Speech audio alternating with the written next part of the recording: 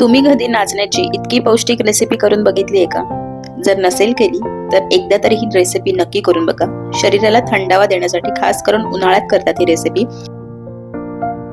तर हे नाचण्याचं आंबील कसं करायचं ते बघून घेऊयात. सगळ्यात आधी आपल्याला नाचण्याची स्लरी बनवून घ्यायची.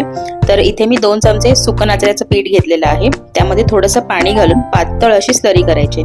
मी इथे विस्क वापरते आहे, म्हणजे काही गुठळा नाही राहणार.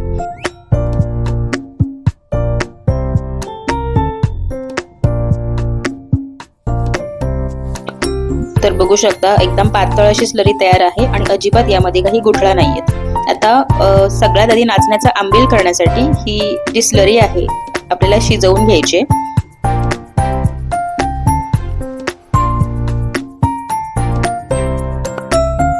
स्लरी आता तयार आहे. आता आपण एका भांड्यात पाणी गरम करूया.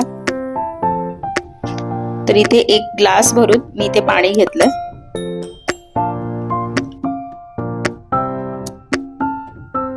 आता बघू शकता पाणी गरम व्हायला सुरुवात झाली. अजिबात उकळी काढायची नाहीये.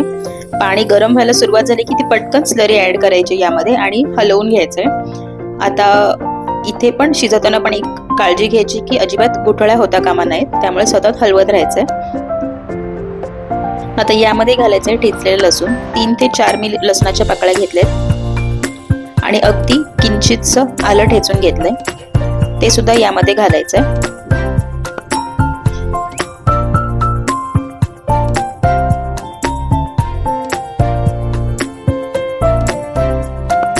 आता बघू शकता या मिश्रणाचा जो रंग आहे थोडासा लाईट आहे आणि कन्सिस्टन्सी अगदी पाण्यासारखी आहे. पण जसं जसं यातलं नाचणीचं पीठ शिजेल ना तसं तसं कन्सिस्टन्सी पण थोडीशी जाड म्हणजे विस्कस होईल आणि रंग पण थोडासा डार्क होईल. बघू शकता नाचणी आता शिजत आलेली आहे. रंग आधीपेक्षा थोडासा डार्क झालाय आणि आधीपेक्षा थोडंसं विस्कस झालंय. हे आणखी 1-2 मिनिटं हे चांगलं उकळवून घ्यायचंय आणि पूर्णपणे थंड करून घ्यायचंय. चवीप्रमाणे मीठ घालायचंय आणि एकदा सगळं मिक्स करायचंय आणि छान शिजवून घ्यायचंय हे पीठ.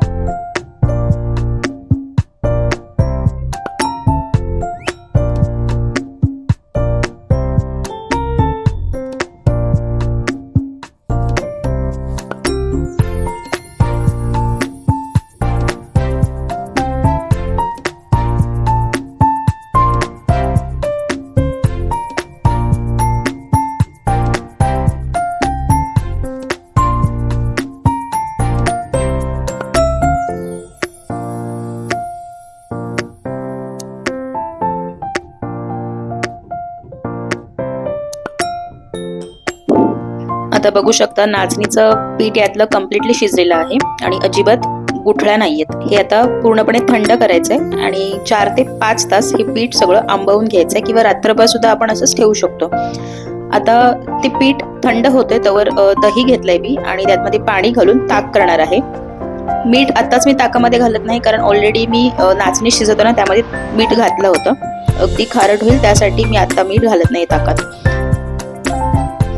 ताक सुद्धा एकदम असं दाटसर नाही करते, थोडं पातळच करते. आता या नाचण्याची आंबील करताना कन्सिस्टन्सी कशी ठेवायची आपल्यावर आहे. काहींना ते दाटसर आवडतं, काहींना अगदी ताकासारखं पातळ आवडतं. आपल्याला जशी कन्सिस्टन्सी हवी असेल त्या पद्धतीने आपण हे करू शकतो. आता हे नाचण्याचं पीठ बघा एकदम थंडगार झालेलं आहे. आपण शिजवून घेतलं होतं ते, त्यामध्ये हे ताक ओतायचंय आणि मिक्स करायचंय सगळं. रंग बघा आता ताकामुळे किती छान आलाय. आता यामध्ये थोडीशी अर्धा चमचा जिरे पावडर घालायचे आणि जर अगदीच गरज वाटत असेल तर मीठ घालायचंय.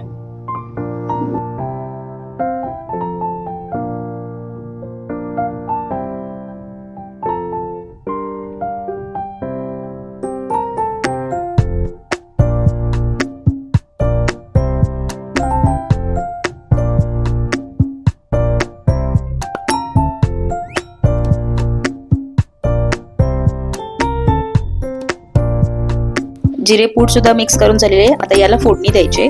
मी तडका पॅन मध्ये तेल घेऊन जिरे, मोहरी आणि कढीपत्त्याची फोडणी तयार केली, ती यामध्ये घालायची. आता इथे फोडणी मी एकदम सिंपल ठेवलेली आहे, कांदा वगैरे काही घातला नाहीये. जर तुम्हाला घालायचं असेल तर घालू शकता. आता यावर घालायचे बारीक चिरलेली कोथिंबीर आणि एकदा सगळं मिक्स करायचंय. आणि थंड थंड पण आंबील हे पिऊ शकता किंवा कोमट असताना सुद्धा आंबील हे पिऊ शकता. तर नाचण्याचं आंबील तयार आहे.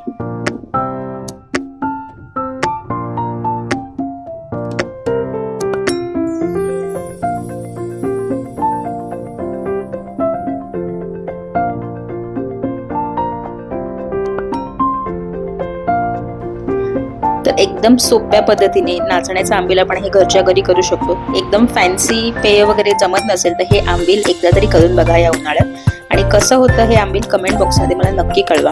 रेसिपी आवडली असेल तर मील्स बाय सुकेशिनी या चॅनलला सबस्क्राईब करा, व्हिडिओजना लाईक करा आणि जास्तीत जास्त शेअर करा. पुन्हा भेटूया अशाच एका रेसिपी सोबत.